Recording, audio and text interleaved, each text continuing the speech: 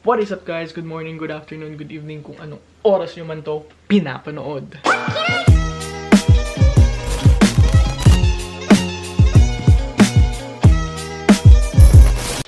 So yun guys, ang topic natin ngayon sa video na to is paano ko ba na-lose yung 20 pounds na weight ko. So coming from this itsura to this itsura is freaking, you can tell bro na talagang I lost weight bro. I did this for 6 weeks. So ano nga bang ginawa ko? So ang ginawa ko is yung tinatawag na intermittent fasting. Ano nga bang intermittent fasting? Search natin sa Google. So ito, post ko dito. Babasahin natin. So intermittent fasting is not a diet, but rather a dieting pattern. By fasting and then feasting on purpose, intermittent fasting generally means that you consume your calories during a specific window of the day and choose not to eat food for a larger window of time. So, example. So one day, right, you got 24 hours. So yung division nun is 16 and 8. So sa 16 hours, doon ka magpa-fast. What is fasting? Basically, fasting means wala kang kakainin, zero kakainin. I mean, like, you can drink water, you can drink teas, but as long as 0 calories siya, you can drink it. Pero, pag may calories, you can't eat it because you're fasting for 16 hours. So, yun. So, basically, 16 hours of fasting and then 8 hours. Yung 8 hours na yun, doon ka lang pwedeng kumain. So, yun yung ginawa ko. So, 6 weeks na yun.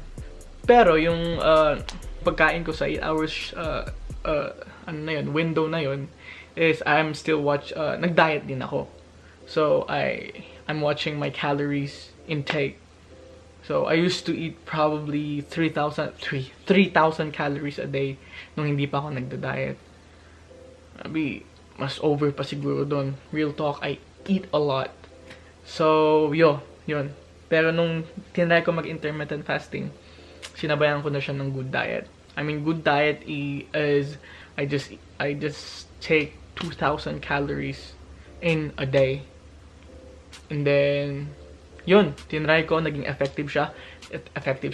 In 2 weeks, nag-lose ako ng, coming from 164, nag-lose ako ng, 164 minus 8 is 156. So, in 2 weeks, nag-lose yung weight ko ng 156 pounds. So, yeah. And then, nung nakita ko yun, ang laki ng pagbabago, freaking tried it again for 2 weeks. And then after 2 weeks, 158, nag-lose ako ng, I think it's around 8 pounds. Yeah. So, naging 150 na lang ako. So, after 2 weeks, so, sobrang saya ko dahil nga, oh dude, it's so effective. As long as, i-maintain mo lang yung, you're watching your calorie counts. So, naging effective siya hanggang sa umabot sa 5th and 6th week. O sa 5th week, actually, bumagal na siya. Bumagal na yung pag-weight loss ko. So 16 pounds na yung nabawasan sa akin. Ngayon, in 2 weeks left, ang nabawasan na lang is 2 pounds a week. So ngayon, since bumagal na naman yung weight loss ko, bago na naman yung plan ko. So ngayon, kung nakita niyo sa isang video ko, dito, check nyo dito or dito, I don't know kung saan dito, right, left. Check nyo, gumawa ako ng meal prep actually. So ngayon, hindi lang ako nag-count ng calories. I'm watching ano din yung kinakain ko. Ano din yung diet na yun. So I'm eating good diet. So, itatry ko siya for probably 2 months, 3 months. Try natin yun. Meal prep tayo ng 2 months, 3 months. Of course, with yung mga 2 months, 3 months na yun, may cheat day ako for sure. Because we need that, man. Di ka naman pwedeng mag-celebrate, dude. You need to celebrate paminsan-minsan. Last week, I got on my cheat day because my birthday ng brother-in-law. So, why not? Kapag nasa diet ka, and you know you're doing good, dapat, dude, at least a day, Just give it a, mag-cheat day ka, dude. You need that, man. I mean, hindi ko rin recommend mag-cheat day every, like, once a week. Maybe kapag nag-lose ka ng probably 6 pounds in 2 weeks, you gotta celebrate, bro. You gotta, like, at least eat some good, like, yung junk food na gusto mo, you eat it. As long as bumalik ka at maging consistent ka sa diet mo. So, yun. Oh yeah, of course, yung intermittent fasting na yun, sinabayan ko siya ng exercise. So, I go to the gym freaking 5 times a day. 5 times a day. So, yeah. Yun guys, nalaman nyo na kung paano ko na-lose yung 20 pounds. May video ako nung nung I was on my heaviest. Papakita ko dito. Guys, yan. Ginijiggle ko yung chan ko dyan. Yung suso ko makikita nyo, sobrang lawlaw. Hindi siya sobrang lawlaw, pero yeah. You can tell na baboy ko, man. Yung mukha ko. Look at that. Look at the difference now, man. Look at that, bro. So, kikita nyo na yung mga Adam's apple na dyan. So, yeah. Pag-usapan natin yung advantages and disadvantages ng intermittent fasting. So, para sa akin, in my opinion, ang isang advantage ng intermittent fasting is after 16 hours, di ba 16 hours nag-fast ka, and then yung first meal mo, kahit anong ihain sa'yo, is you can eat it. Kahit yung pinakaayaw mo na food, kakainin mo yun kasi gutom na gutom ka. So what I do, I really don't like gulay. Hindi ko talaga gusto ng gulay. Pero pagtapos ng fasting ko, kahit anong ihain sa akin, kakainin ko.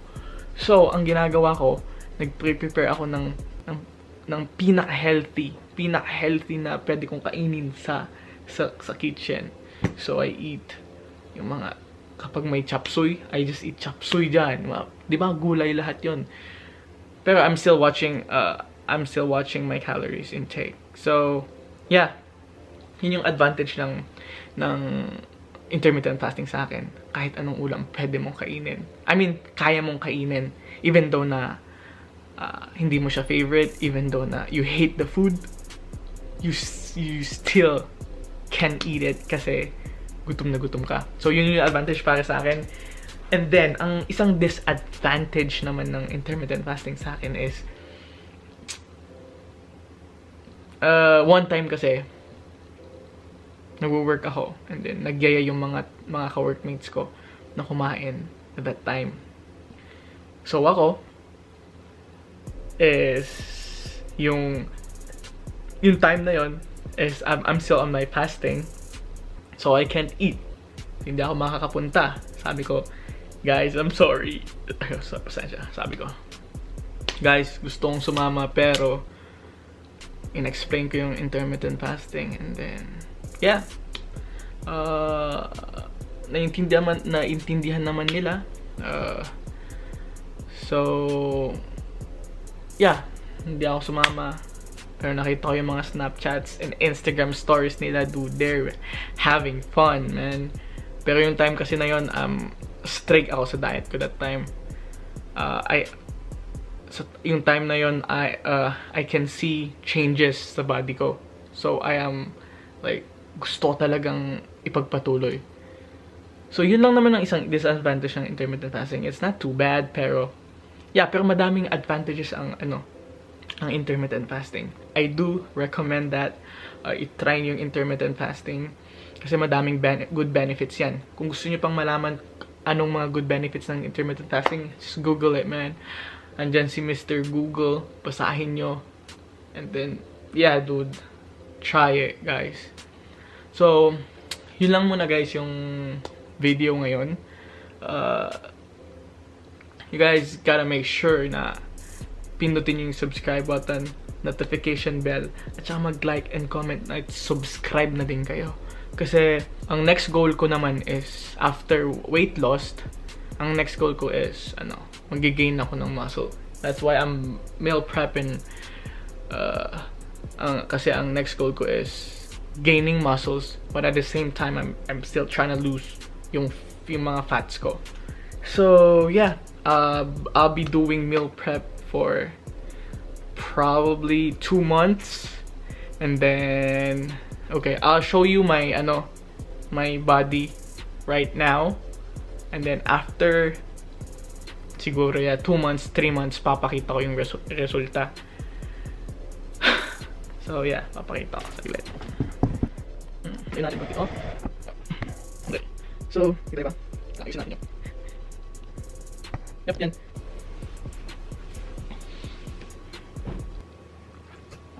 So, ito yung current... Sorry, ang daming pimples, tol!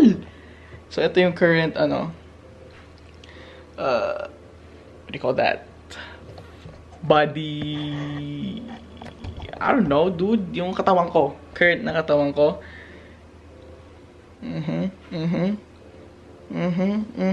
So, yan. Dude. So, sensya na. Gumawa ka ng... Okay na yun. Guys, you saw it already. Ayusin na natin. Okay. Yan.